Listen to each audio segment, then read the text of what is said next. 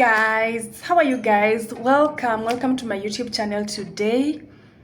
Thank you for all of you who have subscribed. Those of you who have just typed their comments in my previous video. It really received a lot of support when I was talking about the things that you need to consider before you get into remote work. So that was a part 1, and this video definitely is gonna be a part 2. All right, so thank you so much for those who have subscribed to my YouTube channel. If you haven't subscribed, please do so. I mean, guys, is that who has not subscribed to my YouTube channel, please do so. Even the aeroplane is saying that you need to subscribe to my YouTube channel. But anyway, you are very much welcomed here. We talk about remote work. We discuss things to do with remote work. I share my tips according to the journey that I've been able to walk as a remote worker, and also the journey that I've helped people to just walk. So the things that I'm sharing are more of my own personal experience, together with the experience of the people that have been able to get coached into remote work. I've coached quite a lot of people to get into remote work, and maybe I'll have another video just to do different testimonials and how we have been able to get into remote work. So today we are going to talk about the things that you need to consider before you get into remote work. And so if you haven't watched the part 1 of this, just go back. It's the video before this where I was able just to talk about the things that you need to consider before you get into remote work.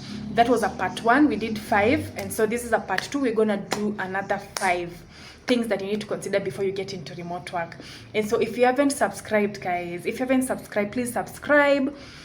Hit the notification button so that you can get notifications every Friday at 9 a.m. as we upload more and more videos to make this interactive and educative, especially for those who want to get into remote work. And then you can share, and you can also leave the comment that you have on the comment section. Just comment, give me feedback on how well we can improve on this, what you would want me to talk about, especially when it comes to remote work, and more of that. All right, so let's begin. So this is number 6 of what continuation from our previous video. So number 6 is that you really need to understand that global competition is real when it comes to remote work. You know, unlike when you're applying for a traditional job, especially for those of you are in Nairobi, you know, sometimes when you're applying for a traditional job, you're only competing with people in Nairobi, and you already know how people in Nairobi are so many. And so when I'm talking about Nairobi because I'm in Kenya, but I know that some of my audience is not from Kenya. So whatever location that you are in, you can just place that in. And so you're competing with people internationally at this point. If you're in Kenya, imagine you're competing with people in Africa, in UK, in US, in Canada, in all those countries for this one remote job. So you're competing with people either from Philippines, from India, from the Eastern Europe, from the Latin America. And so you really need to stand out in your application. And that is why every time I think that you really need to know how to write your CV and make it applicant tracking system compliant. I've just the short form is ATS compliant, actually. So make your CV ATS compliant. Can you have a well optimized LinkedIn account? Because you cannot get into remote work if you don't have an optimized LinkedIn account. And then when you're making a 1-minute introductory to those people, can you communicate with clarity and confidence to show that you know what you're giving out? Because that is something that I've also noticed that we lack so much. And so those are the things that you really need to consider when you want to get into remote work. So what makes you stand out in this global competition? Number 1 is that you need to showcase your results as much as possible, especially on your CV. Can you write it with so much results and impact that you've had in the previous sections that you've been able to hold remote work, or you've been able to work remotely? And then show that you are reliable. Show that you are someone who can be trusted to work from whatever location that you're working from. And that has to come out on your CV and your LinkedIn account. And then the other thing is you have to show some level of professionalism. It's very important. In as much as you're coming to work to work remotely, doesn't mean that now you need to lose your professionalism. It's very important to have that professionalism. And then show you have the niche expertise. All right, you're good at whatever you're going to give out, and you're good in your niche. If you are you're good in your niche. If you're a virtual assistant, show them that you're good in whatever job that you're applying for. If you are a project manager like me, show that you're good in project management, execution, planning, team coordination, stakeholder management, budgeting, such things. You need to show it out when you're writing your CV and when you're presenting yourself out there. Cheap pricing is not a strategy into remote work. I have noticed that most of you have really struggled getting into remote work, and so your last resort is to price your products cheaply or services cheaply. It is not a strategy. The strategy is for you to package yourself so that you may stand out in the global market. And the simple formula that I normally use when I help people to package is that understand the problem that you're going to solve in the marketplace. Understand how this problem is affecting your clients and organizations that you're going to work with. And then what are the skills that you're coming to solve this problem with? And then lastly, in that packaging aspect, what is the impact or the value that they are going to get when they work with you that they are not going to get when they work with other people? All right. Great. So you're going to point number 7. What is the 7th thing that you really need to consider when you get into remote work? So you need to have a strong online presence. Your CV, your profile is your CV. And this strong online presence, I don't mean that you have to be on Instagram, TikTok, YouTube, and Facebook. No. The strong online presence is actually on your LinkedIn. You know, most of these global opportunities or people who are hiring globally, the HRs, the companies that are Ireland, UK, they come and check out your LinkedIn. What is it that is going on your LinkedIn? Are you seriously looking for a job, or your LinkedIn is actually saying negative things? So really consider to have your LinkedIn account well optimized. And let me tell you, most of the opportunities that I've gotten, I actually say 90% of them are from LinkedIn. And maybe one day I'm gonna do a video on how I've been able to bag all those opportunities on LinkedIn. I know most of you follow me on LinkedIn and you've seen those opportunities, and so I'm gonna share details in that in another video. But LinkedIn really matters for remote roles. You have no option. Have a well-optimized LinkedIn account. And when I say a well-optimized LinkedIn account, some of you don't understand. Please, you can actually book for a review session with me. I review for you your LinkedIn and tell you if it's well optimized or if you need to change things. And I'll highlight the things that you need to change and how to change them. Your CV has to be ATS compliant. I have to repeat that over and over again. And then the other thing is that your portfolio, for those of you who are getting into web design, software development, graphic design, social media management, you have no option but to have a good portfolio, which is a proof of the work that you've been able to do. This is very critical when you are applying for these jobs. All right, because recruiters are going to Google you, they're going to research you. It's online. For someone to trust you from US to hire you here in Kenya, you really need to show yourself. Put your best foot forward. All right, put your best foot forward if you want to get into remote work. Okay, so I'd love to ask you a question as we wait for those who have not subscribed. They have gotten here but you haven't subscribed. All right, let me ask a question as we wait for those people to subscribe. If I searched your name today, will I trust you with my business? If I go on LinkedIn and search your name today, or that LinkedIn profile that you've included on your CV, I search it today, will I be able to trust you with my business? So let's say I'm a client or an organization from whatever place that you would want to be employed. Will I trust you with my business? Or I will say, I don't think I'm gonna trust them. So all right, I hope that you've answered that question. So I hope those who haven't subscribed, please subscribe. And I hope that you have subscribed, guys. Subscribe, because I'm noticing that most of you are just viewing and not subscribing. So I'm gonna keep on telling you guys to subscribe. Anyway, point number 8 is that remote work requires emotional resilience. Guys, when I started out in remote work, I was struggling mentally, and maybe I'll give you a story in a whole YouTube video because I don't want this video to be long. We're almost at the mark of it.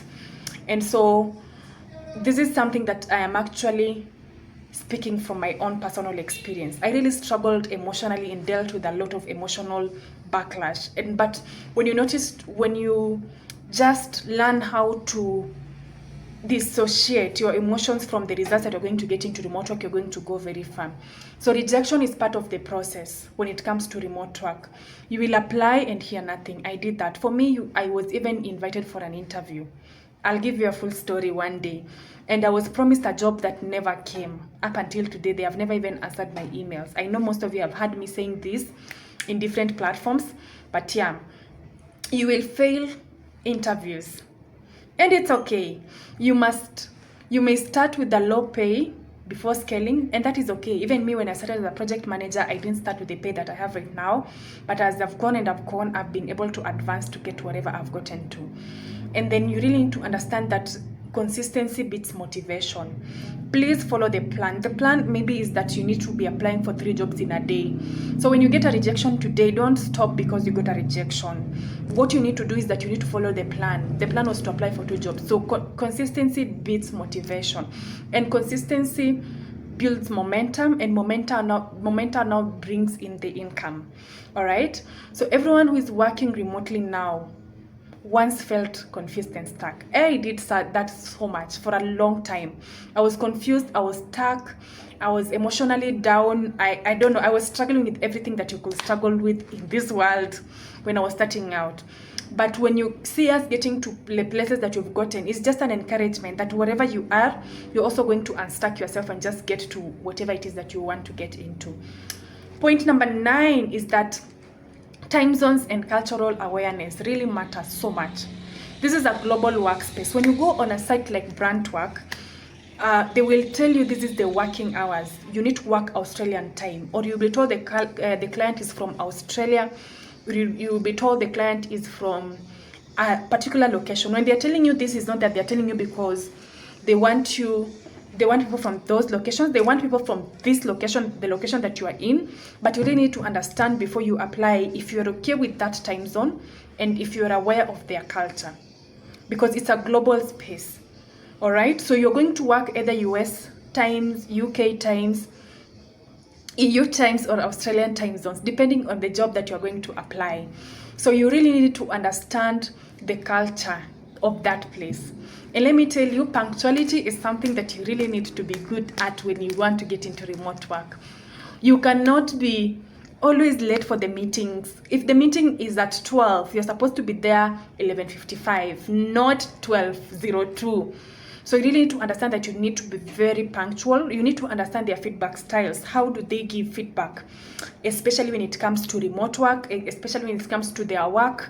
If there's something that is wrong, how do they give feedback? Are you okay with those feedback styles? Or it's something that for you can't handle? And then the other thing is the professional boundaries. I know that professional boundaries are not things that we talk about so much when it comes to remote work, but you really need to understand the professional boundaries of the people that you're going to work with. It's very, very important. All right, so flexibility is always required. I talked about flexibility more in the previous video that I made about the things you need to consider about remote work, the part 1 of it. And so flexibility is always and often required when you want to get into remote work. Whatever job that you're going to apply for, you really need to be very flexible to the feedback that you're gonna get given. AI is gonna be there. There are new tools that are being integrated into the company, so you really need to understand that. The last thing that you need to understand, that is number 10, guys, is that remote work is a long-term game. It is not a get-rich-quick path. And actually, when you come to me for coaching and you tell me you want a get-rich-quick path, I'm not gonna help you with that. The first goal is that you really need to get the experience. First, getting the skill. Do you have a skill first? I think that is the thing that I normally ask when you come to me. What is the career that you would want to get into? What is the skill that you already have? And most of you are actually transitioning from traditional work into remote work. So you might use the experience that you've had. We call it the transferable skills from your traditional job into your remote job. That one is okay. But if you're just starting new, you're just fresh from school, please get the experience through maybe volunteer. There are many organizations. Maybe I'll do another video just to tell you the organizations that offer internships for remote workers. So you can check those organizations.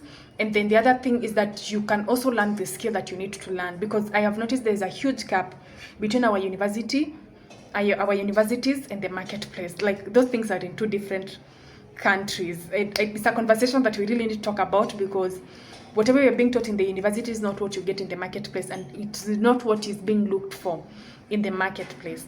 And so the second goal is that you need to gain stability in your career. Know that this is what you want to go for, and not that now today you are a virtual assistant, tomorrow you want to do data entry, the other day you want to work up as a project manager. Have stability. What is it that you will want to do, and indicate that on your CV. All right. And the third goal is that you really need to grow step by step. What are the things that you're gonna do when you get into remote work, so that you can be able to grow step by step? So do you want a higher pay? Then there's a step that you have to make. Do you want better clients? Then there's a step that you have to make. Do you want freedom? Then that means that there's a step that you need to make. So always have that. And then the last thing is that skills compound over time. You don't have to be very skilled, but at least you have to have the skill, and you keep on growing them as you go. When I started out as project manager, I was still clueless, but I've been able to grow in my skill up until now. I'm now confident that I can manage multi-billion projects when I'm given to do them. So remote work does not change your life overnight, but it can change your life permanently if you are consistent in it. If you do the right things at the right time, it is something that can change your life permanently. All right. Thank you so much, guys. Those are the 10 things that I wanted to share, so that you can consider before you get into remote work. I would really love to hear what other topics you want to hear from me in the comment section. I love the way you guys are engaging with my videos in the comments. Here by there, I allow all the types of comments. And as I say that, I created the platforms online so that you can have a conversation about remote work. So feel free to leave your comment and your opinion. Have you subscribed? Most of you, I know you haven't subscribed. Please guys, subscribe to my YouTube channel. Like, share with a friend. Have a conversation about it. You can sit down and just discuss what is it that maybe I've left out that you would want me to discuss. So thank you so much, guys. See you next week, same time, same place. And next week I'm coming with a story. Now we want to do the remote work tips. We're gonna give a story so that you guys can just listen more about how my journey has been and how I've shaped my journey up into remote work. Thank you, my friends. Thank you, my colleagues. I know my colleagues watch. Yes, my colleagues do watch. Thank you, my friends. Thank you, my colleagues, and everyone that is watching this. I wish you all the best. And as usual, see you at the top. Bye.